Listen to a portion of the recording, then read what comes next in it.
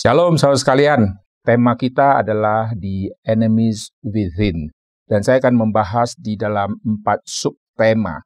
Mari kita tundukkan kepala, kita akan berdoa dulu. Bapa di dalam surga, kami berterima kasih untuk hari ini Tuhan sudah mengumpulkan setiap kami di dalam acara retret, dan kami berterima kasih untuk hari yang sebelumnya yang Tuhan sudah berkati. Dan kami berdoa biar hari ini Tuhan juga memberikan penjelasan kepada setiap kami dan mencelikkan mata rohani kami, supaya kami sebagai orang-orang Kristen mempunyai pemetaan, mempunyai pemikiran yang tajam untuk melihat strategi setan di dalam pekerjaannya, dan untuk kami sadar di dalam setiap kami mempunyai kelemahan-kelemahan tersembunyi. Oleh sebab itu, melalui retret ini, Tuhan sendiri akan memimpin setiap kami untuk lepas dan bebas dari semua keterkaitan dan semua musuh-musuh yang masih ada di dalam. Terima kasih Tuhan, Tuhan pakai hamba-Mu di dalam menyampaikan kebenaran firman Tuhan. Dalam nama Tuhan Yesus kami berdoa. Amin. Saya akan ajak saudara melihat Kejadian pasal yang ketiga, ayat yang ke-15. Aku akan mengadakan permusuhan antara engkau dan perempuan ini, antara keturunanmu dan keturunannya. Keturunannya akan meremukkan kepalamu, dan engkau akan meremukkan tumitnya. Saya baca sekali lagi yang bagian depan. Aku akan mengadakan permusuhan antara engkau dan perempuan ini. Tuhan yang menciptakan dunia ini, Tuhan yang berkata baik adanya. Tuhan yang dari mulut yang sama, yang tadi berkata baik adanya, Tuhan yang sama berkata tidak baik kalau manusia itu seorang diri saja. Di dalam dunia penciptaan kita melihat Tuhan berkata-kata yang tanda petik negatif. Salah satu kata yang tadi kita baca adalah aku akan mengadakan permusuhan antara engkau dan perempuan ini. Ada apa Tuhan sampai berkata seperti ini? Apakah di dalam diri Tuhan ada ketidakberesan sehingga Tuhan mempunyai dendam sehingga sekarang dia berkata-kata seperti ini? Kenapakah di dalam diri Tuhan tidak ada perasaan memaafkan, tidak ada perasaan lalu menghapus semua permusuhan yang ada, malah Alkitab katakan Tuhan yang mengadakan permusuhan. Kalau kita membaca di dalam Alkitab, seolah-olah terjadi semacam kontradiksi di dalam diri Allah. Mungkinkah Allah yang begitu baik, Allah yang begitu suci, Allah sendiri yang berkata, aku akan mengadakan permusuhan? Bukankah Tuhan adalah Tuhan yang shalom? Bukankah kehadiran Tuhan Yesus dalam dunia ini adalah memberikan shalom? Bukankah keselamatan yang Tuhan berikan kepada manusia supaya manusia berdamai dengan Tuhan, yaitu shalom? Kenapa di sini kok seolah-olah terjadi semacam kesulitan dan permusuhan yang sangat besar? Bukan permusuhan sementara di Taman Eden, tetapi permusuhan sepanjang zaman sampai nanti Yesus datang kali kedua. Kalau Tuhan tidak mengatakan kalimat ini, saya percaya seluruh manusia akan rusak betul-betul. Kenapa? Karena manusia tidak tahu apa yang Tuhan suka dan apa yang Tuhan tidak suka. Kalau kita membaca Alkitab, kita bisa mengetahui apa yang Tuhan suka, karena Tuhan berkata-kata. Lalu bagaimana saya bisa mengetahui apa yang Tuhan tidak suka? Maka saya juga harus dengar dari perkataan Tuhan. Maka waktu Tuhan berkata, aku tidak suka sesuatu, kalimatnya seolah-olah negatif. Tetapi kalimat itu sangat dibutuhkan oleh kita manusia. Supaya kita mengetahui kalau yang Tuhan tidak suka, maka kita manusia ciptanya juga tidak boleh menjadi suka. Tuhan mengadakan permusuhan, maka Tuhan sedang memaparkan kepada seluruh manusia sepanjang zaman yang menjadi musuh Tuhan, itu adalah setan dan semua pengikut-pengikutnya. Jadi kita melihat permusuhan ini terjadi dari zaman ke zaman sampai nanti kedatangan Yesus kali kedua. Kalau Tuhan tidak mengatakan kalimat permusuhan ini, maka kita akan menganggap kawan dengan semua yang jahat. Tapi kalau Tuhan sudah mengatakan aku sudah mengadakan permusuhan, maka kita selama-lamanya jangan jadikan yang musuh Tuhan menjadi teman baik kita. Satu sisi kita lihat Alkitab, di dalam perjanjian baru Tuhan berkata kasihilah musuhmu. Apakah Tuhan kontradiksi? Jawabannya tidak. Nah, kalau kita membaca di dalam Alkitab, seolah-olah dari ayat satu sama ayat yang lain, kita bandingkan baik PL maupun baik yang PB, kita menemukan seolah-olah di dalam diri Tuhan terjadi kontradiksi. Tidak. Kalau kita melihat diri Tuhan Allah yang sesungguhnya, kita akan memahami, tidak kontradiksi. Jangan kamu bersahabat dengan yang Tuhan sudah musuhi. Sisi yang lain, kasihilah musuhmu. Nah, ini menarik, saudara. Tuhan mempunyai musuh. Aku akan mengadakan permusuhan antara engkau dan perempuan ini. Jadi, setan selalu akan mengganggu semua rencana Tuhan. Lalu perhatikan, waktu Tuhan berkata, kasihilah musuhmu, musuhmu di dalam konteks ini bukan musuhnya Tuhan. Musuhnya Tuhan ini Kejadian pasal yang ketiga, yaitu tentang ular dan keturunannya. Tapi kau harus mengasihi musuhmu. Musuhmu ini bukan musuhnya Tuhan. Musuhmu ini adalah musuh yang muncul di dalam dunia ini, di dalam persahabatan, akhirnya muncul permusuhan. Musuh ini muncul karena terjadi semacam clash atau terjadi iri hati, terjadi saling sakit menyakiti, akhirnya muncullah musuh. Kau memusuhi dia, tapi kau tidak sadar, dia yang kau musuhi adalah orang yang Tuhan cintai. Maka kasihilah musuhmu ini di dalam konteks kau harus mengasihi sesama manusia. Tapi kau harus membenci musuhmu dalam konteks yaitu musuh di dalam dunia roh itu. Kita melihat di dalam dunia roh yaitu setan, kita harus tempatkan posisi aku memusuhi dia. Di dalam dunia roh itu setan adalah si jahat. Maka saya harus menempatkan posisi sebagai anti dari dia. Saya tidak boleh bersahabat dengan dia. Lalu bagaimana dengan dia dan dunia? Dunia di bawah kekuasaan dia, maka kita pun tidak boleh mengasihi dunia. Ini menarik. Jadi dua hal yang kita tidak boleh kasihi, yaitu kita tidak boleh kasihi si setannya, kita tidak boleh kasihi dunia yang di bawah kuasa si setan itu. Kau harus mengasihi musuhmu, yaitu orang yang hidup di dalam dunia yang sekarang sementara waktu tidak mempunyai iman kepada Kristus. Mereka adalah seteru Tuhan. Tapi mereka yang seteru Tuhan, seteru di dalam dunia sementara. Yang mungkin di dalam periode waktu tertentu nanti dia dengar Injil, dia bertobat. Maka orang itu kau harus kasih. Tapi dunia dengan semua kerusakannya, tidak pernah akan ada pertobatan. Dunia dan segala kerusakan ini akan menuju makin hari makin hancur. Sampai nanti waktu Tuhan Yesus datang kembali, maka kita lihat dunia akan menuju kepada kerusakan yang sangat-sangat fatal. Maka kita tidak boleh mencintai dunia dan kerusakannya ini. Kita tidak boleh mencintai setan ini. Kita harus memusuhi si setan dan kita harus memusuhi dunia. Alkitab mengatakan, jikalau kamu mengasihi dunia. Maka kita lihat di dalam kitab 1 Yohanes. Di dalam seri yang pertama ini, saya membahas mengenai pengantar tentang musuh ini. Nanti di dalam subtema yang kedua, ketiga, dan seterusnya, kita akan melanjutkan di dalam 1 Yohanes ini. Mari kita lihat 1 Yohanes di pasal yang kedua. Saya akan membaca dari ayat yang ke-15.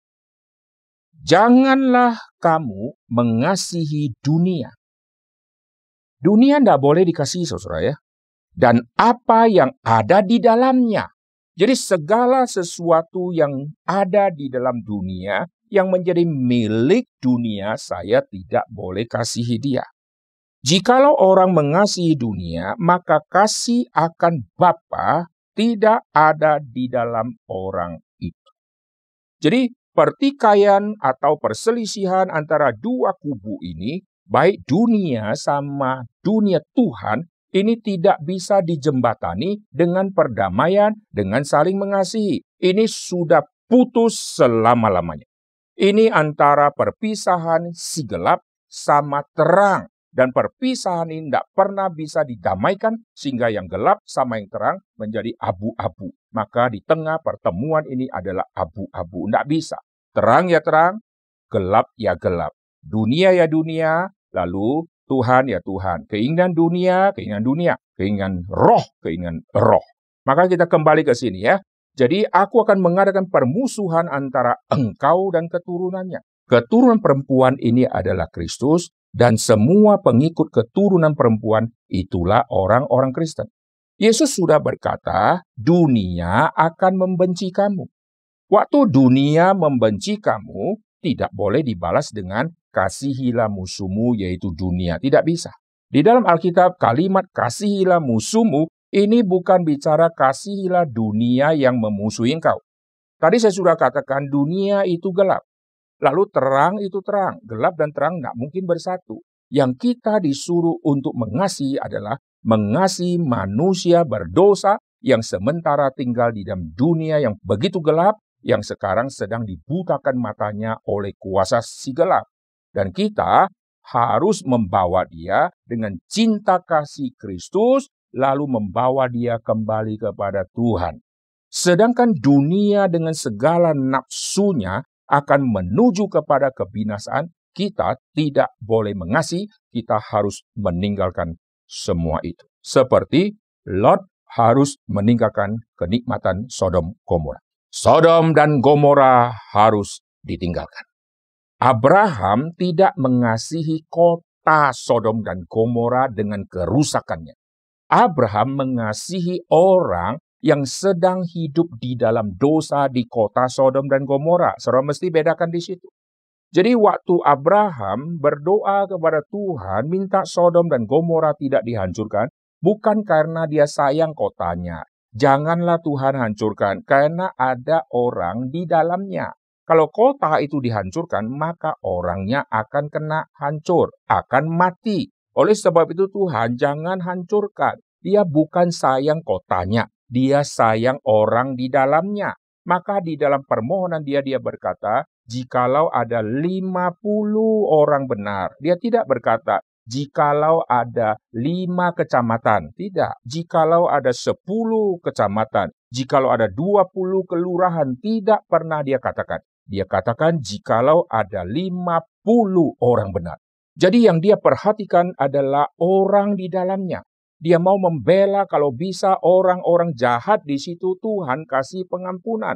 Kalau ada 50 orang benar, apakah engkau menghancurkan? Kalau menghancurkan berarti semua orang akan dihancurkan. Wah, kalau semua orang dihancurkan, berarti semua orang-orang jahat yang homo itu akan mati semua. Lalu sampai waktunya tiba, ternyata Abraham melihat dosa orang di Sodom sudah begitu mengerikan. Dan Tuhan akhirnya menghabisi Sodom dan Gomora.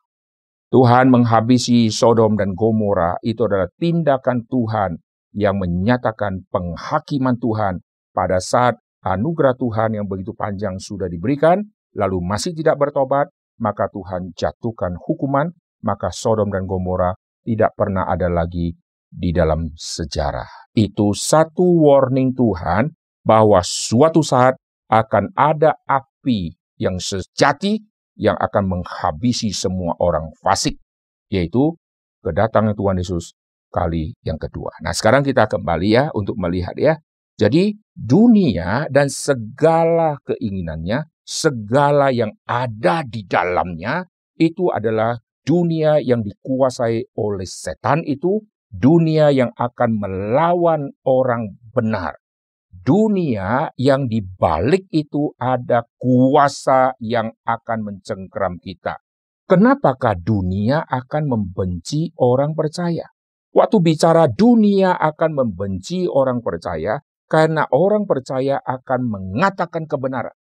Jadi kita melihat ya, satu sisi dunia di mana manusia tinggal, ini sudah penuh dengan keinginan dan dosa, karena seluruh dunia sudah ada di dalam dosa. Lalu ditambah lagi manusia ciptaan Tuhan, gambar rupa Tuhan, itu ada di dalam dunia orang berdosa. Dan orang ini belum sadar dirinya harus diselamatkan. Maka dia kira dia sudah hidup yang benar, dia percaya kepada Allah-Allah yang palsu, lalu hidupnya semakin digelapkan, dibutakan oleh kuasa kegelapan di dalam dunia ini. Jadi perhatikan ya, dunia dengan segala kuasanya, dengan segala keinginannya, dengan orang yang lahir ke dunia yang dikuasai di dalamnya. Kita yang sudah ditebus oleh Tuhan, dikirim masuk ke dalam dunia. Kita dari dunia dibawa keluar. Dikuduskan artinya dibawa keluar. Lalu setelah dikuduskan, dibenarkan, kita dikirim kembali ke dalam dunia ini. Untuk apa? Untuk membawa orang berdosa yang lain keluar dari tempat yang gelap ini melalui Injil keselamatan. Jadi, kita mengasihi musuh kita, yaitu orang di dalam dunia tadi yang sekarang dicengkram oleh dunia. Kita mengasihi dia dengan cinta kasih Kristus, kita injili dia, lalu menangkan dia. Setelah menangkan dia, seperti kita dulu dimenangkan, lalu kita diutus kembali. Sekarang orang yang dimenangkan, dia juga akan diutus kembali bersama dengan kita yang tetap akan di dalam dunia ini. Lalu kalau kita menangkan satu lagi, itu seperti dikeluarkan lagi dari dunia, sudah diselamatkan, nanti masuk kembali lagi. Demikian seterusnya. Jadi kita disuruh untuk mengasihi musuh, yaitu orang yang membenci kita. Dunia memang akan membenci kita, karena dunia itu dunia kegelapan, dunia yang penuh dengan kuasa dosa. Dan di dalam dunia ini ada orang yang tinggal di dalam. Dan orang yang tinggal di dalam itu disebut orang-orang dunia. Maka orang-orang dunia ini waktu melihat kehadiran orang-orang benar, kehadiran orang-orang percaya, mereka tidak suka ada orang percaya. Dunia tidak suka orang percaya. Karena orang percaya kalau datang langsung menegur dosa. Waktu menegur dosa, orang berdosa merasa kau datang ingin mengacaukan kehidupanku, lebih baik engkau dienyakan saja. Yesus waktu datang ke dalam dunia, Alkitab katakan, terang yang sesungguhnya telah datang ke dalam dunia. Milik kepunyaannya sendiri tidak menerima dia. Artinya apa? Orang Yahudi tidak menerima dia. Lalu orang-orang yang dia cipta tidak menerima dia. Dunia pun menolak dia. Jadi kehadiran Tuhan Yesus ditolak di mana-mana. Dari lahir sudah ditolak untuk tinggal di penginapan. Sudah besar dia ditolak. Dia di Nazaret berkhotbah, dia diusir. Dia pergi ke satu tempat, orang tidak senang sama dia, orang incar dia, mau bunuh dia. Lalu Yesus mengundurkan diri, dia pindah ke kota yang lain. Di kota yang lain setelah main nanti diganggu lagi, dia pergi lagi di tempat yang lain. Anak manusia tidak ada tempat untuk letakkan kepala. Terus ada penolakan dan penolakan. Nah sekarang kita kembali ya. Jadi kasihilah musuhmu. Musuhmu ini berbicara tentang orang. Nah, sekarang kita lihat ya. Satu sisi kita sudah ada musuh. Tapi musuh yang ada adalah musuh eksternal. Siapakah musuh eksternal? Setan tadi. Musuh eksternal siapa lagi? Yaitu dunia di mana kita tinggal dengan tawaran yang begitu menggiurkan di dalam dunia ini. Dunia menawarkan keinginan mata bisa dipuaskan. Dunia menawarkan kenikmatan hidup bisa kita nikmati. Silakan kau gunakan hakmu untuk kau berfoya-foya, nikmati seluruh yang ada di dunia. Silakan kau makan sampai kenyang, sampai kau sakit perut. Oh, dunia menawarkan semua yang menggairahkan. Silakan kau gunakan. Itu menjadi jerat bagi banyak orang. Akhirnya orang kena jerat, orang hidupnya makin susah. Dunia menawarkan banyak kekayaan harta benda. Alam begitu baik, begitu bagus. Mereka ambil. Lalu mereka terikat dengan keinginan untuk menguasai seluruh. Akhirnya dosa semakin merusak mereka. Lalu kita lihat ada semacam musuh dari luar. Ada setan.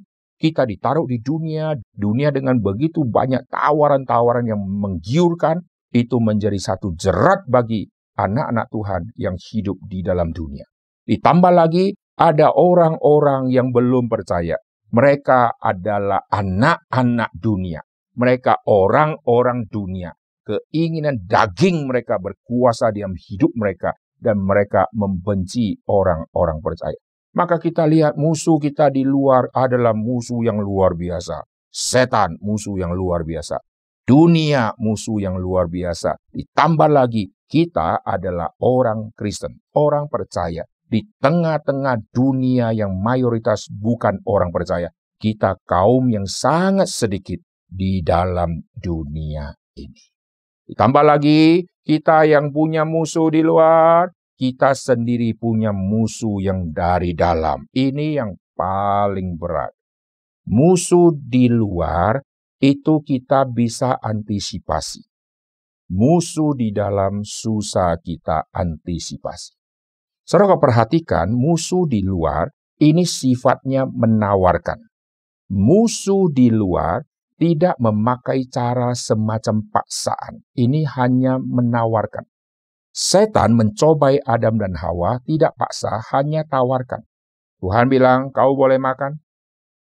Tapi setan bilang, kau tidak boleh makan bukan? Setan berkata, tentulah Allah berfirman, buah pohon dalam taman Eden ini, jangan kamu makan buahnya bukan? Setan tidak memaksa. Setan menawarkan dengan kalimat logika yang masuk akal. Dan setan pelan-pelan menuntun manusia sampai betul-betul jatuh ke dalam dosa. Lalu dunia bagaimana? Dunia ini bersifat tanda petik sedikit pasif, hanya menawarkan. Karena mata tidak puas melihat yang bagus, maka mata terus mencari yang bagus di dalam dunia. Dunia menyediakan semuanya. Dunia ada emas, dunia ada banyak perhiasan, ada alam, ada isi bumi, dan seterusnya. Dunia begitu penuh dengan kekayaan. Lalu mata dan hati manusia yang tidak puas. Manusia itu sudah lihat, manusia tergoda akan kehidupan dunia yang begitu menggiurkan. Ditambah lagi musuh yang terlihat tadi. Orang-orang dunia tadi, mereka yang memusuhi kita. Mereka terus mengumpat kita. Mereka terus membuli-buli kita. Tetapi Alkitab katakan, kau tidak usah takut kepada mereka. Kau harus takut kepada yang bisa mengambil nyawamu. Dan yang mengambil nyawamu adalah Tuhan. Tidak usah takut sama mereka. Ada musuh yang di luar, ada musuh yang di dalam. Itulah tema kita, The Enemies Within. Musuh di dalam ini yang paling sulit untuk diselesaikan. Musuh yang di luar, setan, sudah diselesaikan oleh Tuhan. Tuhan sudah berkata bahwa terjadi permusuhan, bahwa keturunan perempuan akan meremukkan kepalamu. Ini bicara tentang kebangkitan Kristus. Yesus sudah bangkit, sudah selesai. Permusuhan ini sudah nyata-nyata dimenangkan oleh Kristus. Berarti setan sudah keok. Kalau setan sudah keok, setan bukan lagi musuh yang terbesar.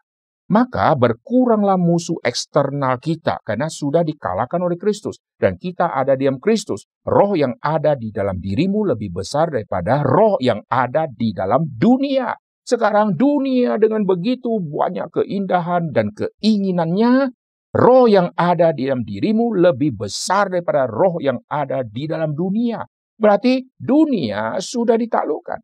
Keinginan daging kita sudah dimatikan. Jadi setan sudah dikalahkan. Dunia sudah dikalahkan. Bagaimana dengan musuh itu? Musuh yang terlihat. Ini tidak boleh dikalahkan. Nah ini menarik saudara.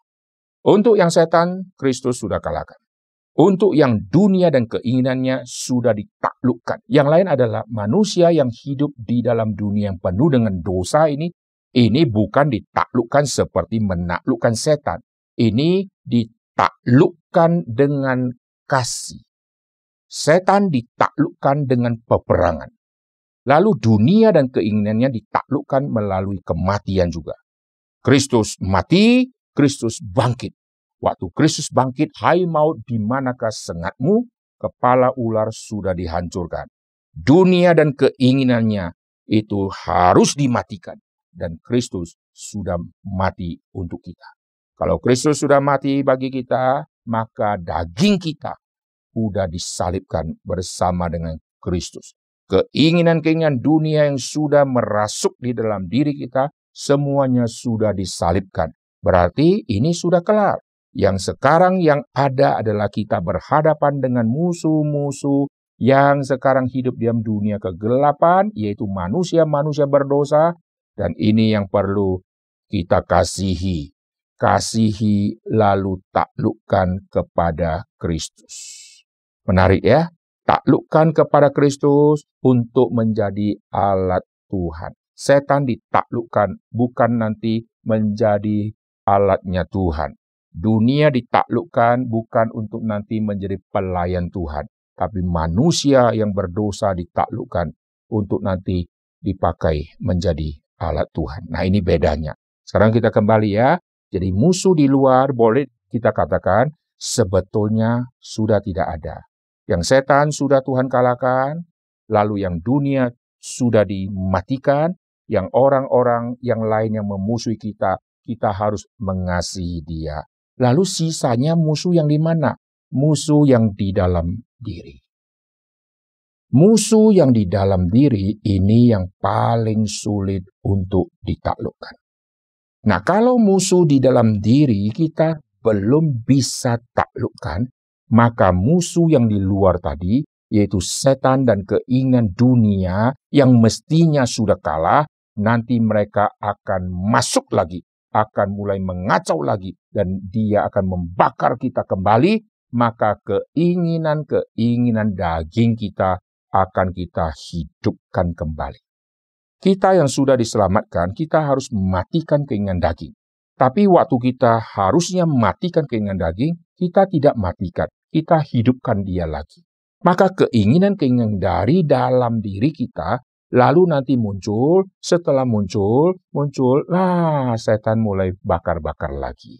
Wah, kenikmatan dunia mulai mempengaruhi kita lagi. Akhirnya, yang mestinya bukan lagi menjadi ancaman yang eksternal, baik setan maupun keinginan dunia ini, sekarang menjadi ancaman yang baru, karena kita menghidupinya lagi, saudara. Hanya hidup kita semakin hari semakin susah, karena kita menghadapi peperangan musuh di dalam, sekaligus musuh di luar yang kembali hidup. Itu seperti zaman di dalam perjanjian lama, orang-orang Kanaan, itu waktu sudah dikalahkan, mereka tidak ditumpas, mereka dibiarkan. Waktu mereka dibiarkan, lalu nanti mereka sudah lama, mereka kembali kuat, mereka menyusun strategi, mereka akan ajak perang lagi. Dan mereka akan berperang kembali. Kita lihat di dalam Alkitab, memang Tuhan tidak langsung menghabisi semua. Tuhan izinkan semua itu tersisa. Waktu Tuhan suruh bantai seluruh penduduk Kanaan, lalu suku-suku tidak bantai. Lalu waktu mereka tidak bantai, mestinya salahnya mereka. Tapi Alkitab mencatat, Tuhan izinkan ini terjadi. Supaya apa? Supaya mereka kucoba. Atau lebih tepat, supaya mereka diuji. Setan sampai hari ini kenapa tidak dibereskan langsung oleh Tuhan sehingga semua sudah tiada? Tuhan izinkan semua ada. Untuk apa? Supaya kita diuji oleh Tuhan, dan Tuhan izinkan kita dicobai oleh setan. Untuk apa? Supaya iman kita dimurnikan lagi. Dulu seorang hamba Tuhan berkata, puji Tuhan ada setan. Kalau tidak ada setan, kita berkata, aku sudah menang. Menang dari siapa? Aku sudah menang. Aku sudah menaklukkan keinginan dagingku. Aku sudah menang. Lalu sampai akhir kita berkata, aku sudah menang. Menang dari siapa, saudara? Menang dari keinginan daging? Menang dari kuasa si jahat, menang dari semua godaan di dalam dunia. Oleh sebab itu, kita harus bersyukur. Masih ada setan, masih ada godaan dunia, sehingga kita ditempatkan di tengah-tengah dunia seperti itu untuk menguji setiap kita. Ini menjadi pendahuluan untuk kita memahami tema tentang musuh ya. Tuhan izinkan masih ada orang jahat di tanah Kanaan itu dan tidak ditumpas habis. Supaya mereka kucoba atau supaya mereka kuuji.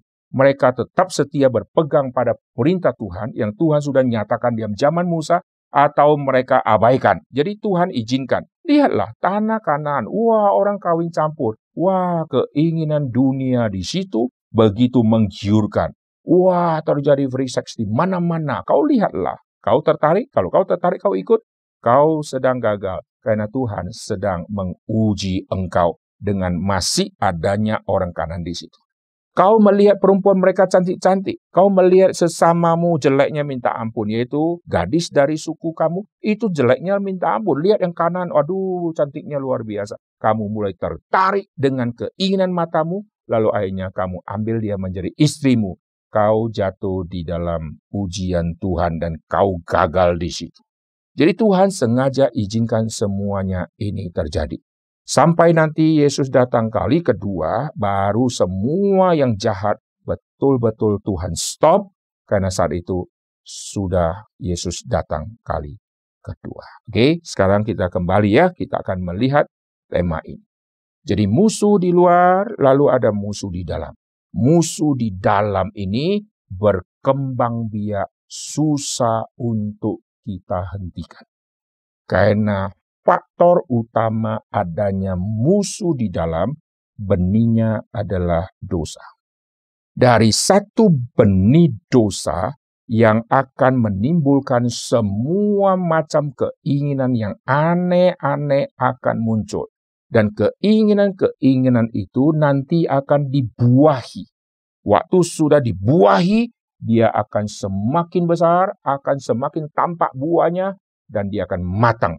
Dan keinginan kalau dibuahi akan menghasilkan maut.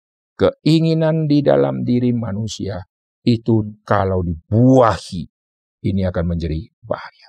Nah, keinginan-keinginan di dalam diri manusia itulah yang berhubungan dengan dosa.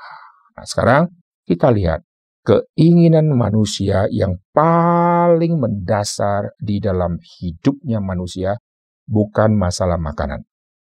Keinginan manusia di dalam hidupnya bukan masalah keuangan.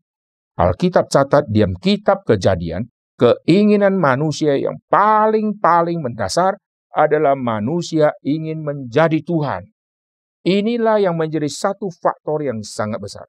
Maka untuk mencapai niat dia mau menjadi Tuhan, dia akan memakai segala cara, dia akan halalkan segala cara untuk mencapai semua maksud dia itu. Yaitu ingin menjadi Tuhan. Nah, waktu mau menjadi Tuhan tidak sampai. Akhirnya nanti dia menjadi yang lain dulu. Dia mau menjadi seperti Tuhan lagi, nggak capai. Nanti dia menjadi yang lain dulu. Dia menjadi yang lain dulu, menjadi yang lain dulu. Akhirnya kita melihat manusia semakin hari semakin jahat. Maka sampai kepada zaman Nabi Nuh, segala kecenderungan manusia adalah berbuat jahat. Jahatnya apa? Manusia lihat wanita, laki-laki lihat wanita, mereka nikah karena suka-suka. Jadi manusia sudah menjadi apa? Mau menjadi Tuhan tapi tidak bisa. Maka mereka menjadi Tuhan palsu. Kita melihat di dalam zamannya Nuh, manusia kawin mengawinkan. Manusia hidup suka-suka. Padahal pernikahan Tuhan yang tetapkan. Satu laki-laki, satu perempuan. Di zaman Nabi Nuh mereka suka-suka. Akhirnya kita melihat kawin mengawinkan terjadi di situ. Mabuk-mabukan terjadi di situ. Manusia menetapkan satu aturan baru. Tidak lagi mau mengikuti yang Tuhan tetapkan. Manusia dengan keinginan yang begitu dalam. Manusia ingin menjadi sesuatu. Maka muncullah pemberontakan manusia di dalam diri mereka. Maka sepanjang perjanjian lama menyaksikan jiwa pemberontakan seluruh orang Israel. Memberontaknya bukan hanya kepada Musa, tapi inti pemberontakan adalah melawan Tuhan. Jadi mereka mau jadi Tuhan, tidak bisa. Sekarang mereka memberontak melawan Tuhan, seolah-olah yang Tuhan lakukan salah. Yang Tuhan lakukan kurang bijak. Kalau orang Israel melakukan itu yang bijak. Mereka mau menjadi Tuhan. Ini keturunan bangsa pemberontak. Mereka gagal di dalam keinginan diri mereka yang belum ditaklukkan kepada Tuhan. Mereka satu sisi sudah ikut Tuhan, sudah beribadah kepada Tuhan, tapi musuh di dalam diri mereka, yaitu dosa yang sekarang telah dimatangkan, sudah dibuahi, ini mereka tidak sadar. Ini menjadi penghambat besar mereka menerima Tuhan yang sejati. Mereka mau jadi Tuhan. Mereka tidak mau Tuhan yang sejati. Maka sekelompok mereka ditumpas mati oleh Tuhan. Sekarang kita kembali ya, lihat di dalam Alkitab. Jadi sepanjang kitab Perjanjian Lama kita melihat orang-orang Israel di dalam hidup mereka, dosa yang bekerja di dalam diri mereka sekarang berkembang semakin hari semakin banyak, semakin hari semakin banyak. Dan mereka tidak sadar dosa di dalam diri mereka itu yang mesti dihancurkan. Menghancurkan dosa karena dosa bersifat sesuatu yang berhubungan dengan rohani, maka dosa tidak bisa diselesaikan dengan peperangan. Dosa tidak bisa diselesaikan dengan adu fisik. Dosa harus diselesaikan melalui peperangan rohani, yaitu Kristus melawan setan yang menguasai semua yang jahat itu. Dan kita nanti akan melihat di dalam subtema-subtema yang lain. Saya akan menyempitkan semua keinginan ini di dalam 3 poin, di dalam subtema berikutnya yang nanti kita akan bahas. Nah, sekarang saya akan simpulkan dulu. Jadi kita lihat waktu Tuhan menetapkan mengenai permusuhan, barulah manusia sadar, siapakah musuhku dan tidak boleh aku kasih dia. Sampai kepada perjanjian baru, kasihlah musuhmu, langsung clear, musuh yang mana yang harus dikasih. Kalau kita tidak bisa memilah mana yang harus dikasih, mana yang tidak harus dikasih, maka kita akan salah. Yang setan kita kasihi, yang Kristus kita benci, itu bahaya sekali. Nah, setelah kita memahami bagaimana kita memilah harus mengasihi yang mana, sekarang ada musuh di dalam diri kita yang internal. Apakah kita disuruh untuk kasihi musuhmu, yaitu musuh internal? Jawabannya tidak. Jadi musuh internal ini yang di dalam bukan untuk dikasihi, bukan juga untuk dibenci, saudara. Nah, ini menarik. Kalau yang setan, saya benci dia. Saya benci dia, saya jauhi dia. Clear. Dunia dan keinginannya, saya benci dia, saya jauhin dia. Clear, saudara. Tapi musuh di dalam diriku, aku jauhi dia. Nggak bisa. Dia ada di dalam, saudara. Keinginan daging ada bersama dengan kita setiap hari. Saya mau jauhin dia, nggak bisa. Dia ikut saya terus, saudara. Maka tidak ada cara lain kita mengalahkan keinginan daging kita, yaitu mesti melalui salib Kristus. Kematian Tuhan Yesus di atas kayu salib itu yang akan mematikan semua keinginan-keinginan daging kita. Sehingga keinginan daging ini sekarang sudah mati. Karena sudah mati, kita yang sudah mati bersama Kristus, kita ini bangkit. Maka yang lama sudah berlalu, sudah mati. Yang baru ini sudah muncul, saudara.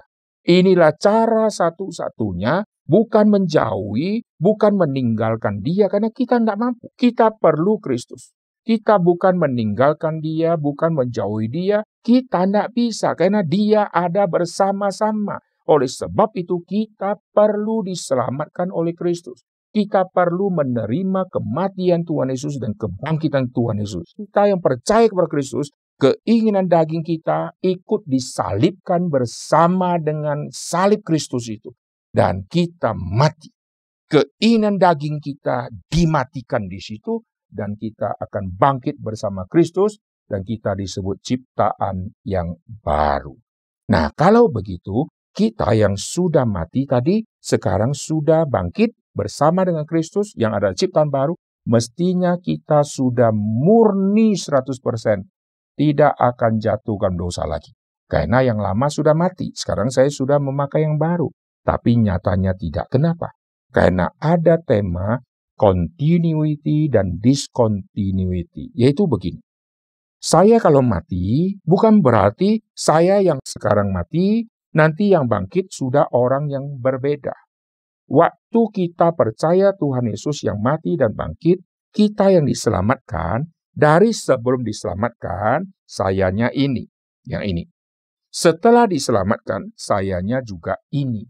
Tetapi ada yang baru, yaitu saya sudah dikuduskan, saya sudah dibenarkan, saya sudah ciptaan baru. Ciptaan baru tapi modelnya masih model yang lama, ini kesulitannya. Jadi waktu bicara tentang hal rohani, saya sudah dimatikan, lalu saya bangkit, bukan berarti saya sudah berubah dari A, sekarang sudah jadi B. Tidak. Saya dulu orang A, sekarang orang B. Tidak.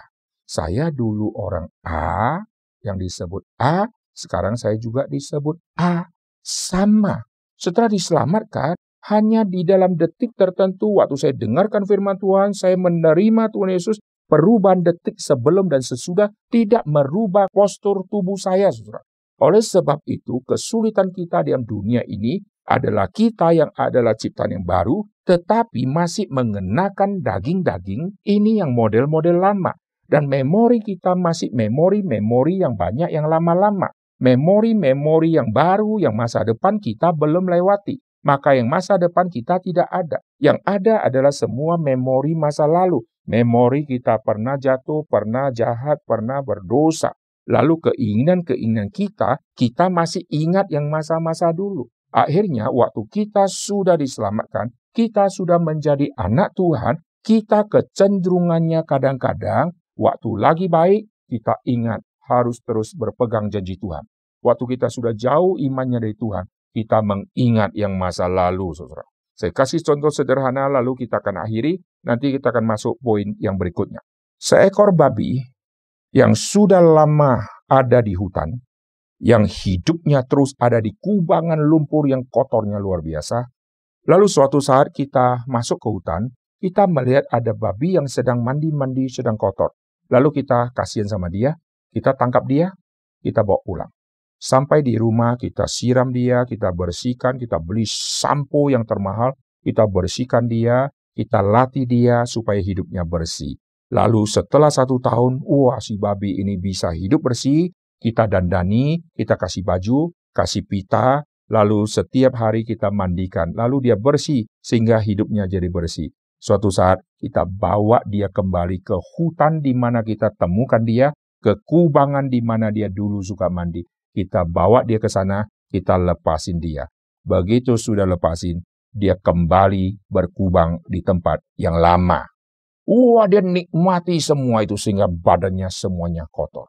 Loh, bukankah saya sudah membawa dia dari kubangan yang kotor itu saya sudah bersihkan? Iya, sudah bersihkan, tapi jiwa dia, memori dia, kebiasaan dia masih ingat yang lama. Sehingga kalau dia dibawa kembali lagi ke kubangan, dia akan kembali berkubang di situ. Ini fakta.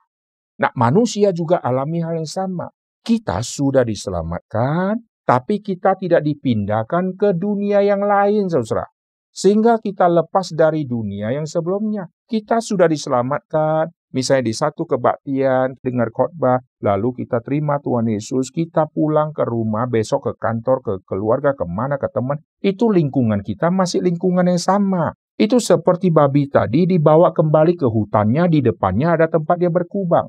Sama. Kita yang sudah diselamatkan, besok kita ketemu lagi. Dunia lamanya kita. Nah, Tuhan izinkan ini semua terjadi untuk menguji setiap kita. Apakah kau sekarang taat kepada perintah Tuhan, atau kau kembali kepada yang lamamu?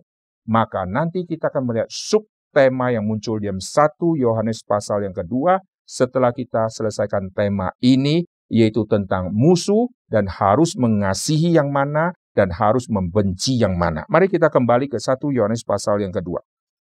Di dalam kitab 1 Yohanes pasal yang kedua tadi, kita akan melihat di ayat ke-15 tadi.